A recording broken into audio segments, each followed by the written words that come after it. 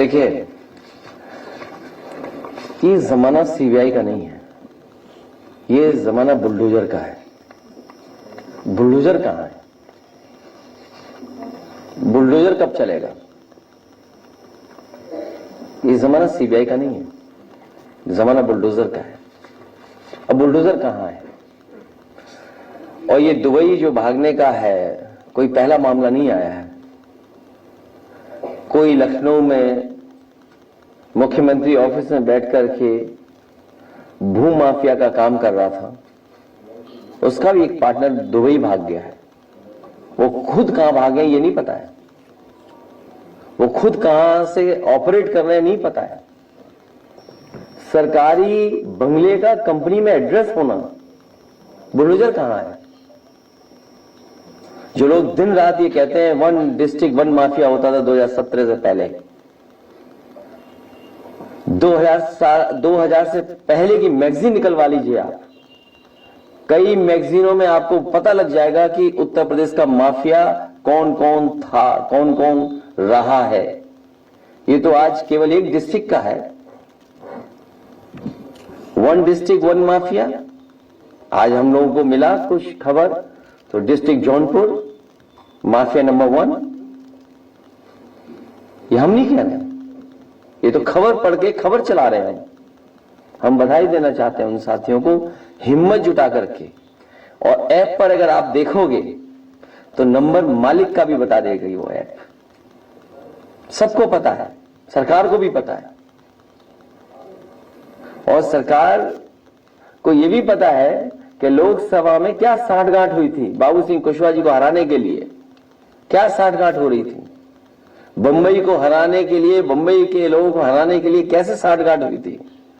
जो बंबई से चले गए हार करके, उनसे पूछिए कि उन्हें चुनाव में हराने के लिए क्या क्या साठगांठ हुई थी और किससे साठगांठ हुई थी, की गई थी। उन यहां के मुख्यमंत्री हो, डिप्टी सीएम हो, क्या कहते हैं कि 2017 से पहले वन डिस्ट्रिक्ट वन माफिया था।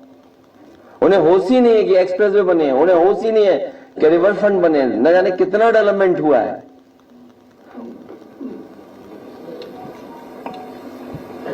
अभी तो पहले ही डिस्ट्रिक्ट हमने जारी किया है, अभी तो उत्तर प्रदेश में बहुत डिस्ट्रिक्ट है।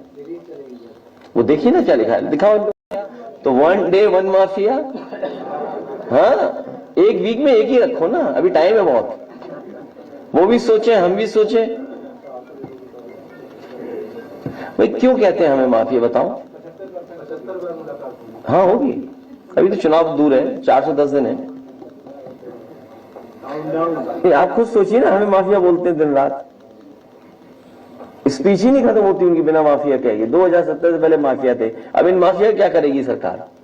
तो बच्चों की जान चलेगी। मध्य प्रदेश में गई बच्चों की जान, कितने लोगों ने पिया होगा ये कफ सिरप, गरीबों ने। गरीबों के बच्चों के साथ खिलवाड़ सोचिए, और केवल किस लिए कि पैसा कमाना है। और क्यूटो से भाग गया कोई, क्यूटो से भाग गया, बताइए। प्रधानमंत्री जी के क्षेत्र से अगर भाग जाए तो इससे गंभीर विषय कोई नहीं हो सकता है। और कितना बड़ा नेटवर्क रहा होगा, और ये नेटवर्क सब जानते थे बनारस में, पूरी बनारस के प्रशासन के लोग जानते थे।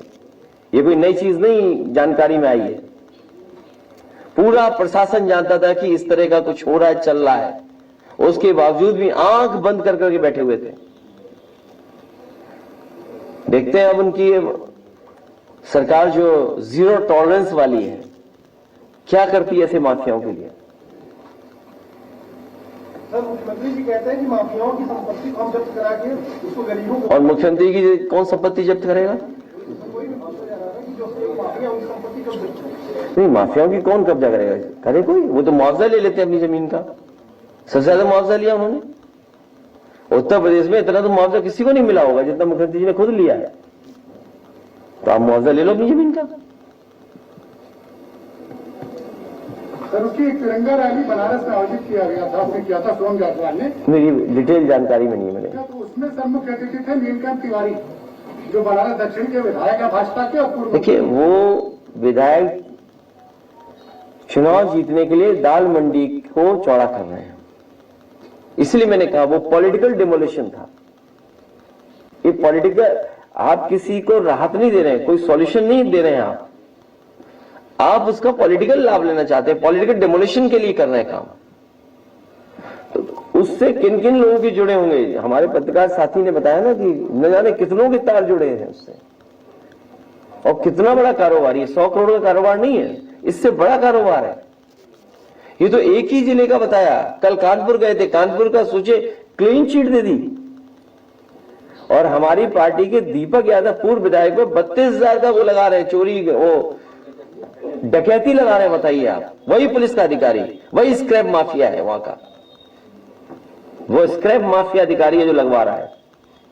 हम तो इसलिए नहीं बोल रहे हैं कि दीपक का नुकसान करेंगे वो लोग, करप्ट अधिकारी है वो, करप्ट। जब नोएडा से गया था, नोएडा में खुशी मनी थी, किसी से जानकारी कर लीजिए आप। और क्यों संरक्षण है? क्योंकि वो स्वजाती है, इसलिए संरक्षण मिल रहा है उनको। ये वही हैं जिन्होंने 2019 का चुनाव लोकसभा का समाजवादी पार्टी को कन्नौज में हरवाया था। स्वजाती लोग ऊपर से नीचे तक नेटवर्क में बैठे हुए थे।